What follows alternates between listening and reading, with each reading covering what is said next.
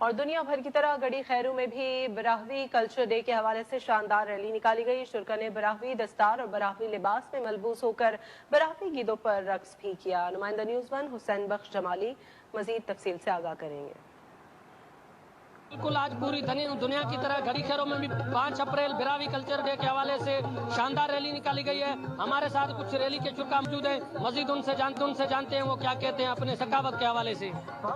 جی شکریہ، سب سے پہلے میں نیوز ون ٹیم کا شکریہ ادا کرتا ہوں جو آج ہمارے براہوی کلچر ڈے کو آج یہاں پہ کوریج دینے کے لیے پہنچے۔ سب سے پہلے میں آپ کو یہ بتانا چاہوں کہ زندہ قومیں اپنی ثقافت مناتے ہیں، جس طرح سندھی، بلوچ، ہمارے پشتون بھائی اپنا کلچر ڈے مناتے ہیں، تو اسی حوالے سے آج ہم 5 اپریل براہوی کلچر ڈے منا رہے ہیں۔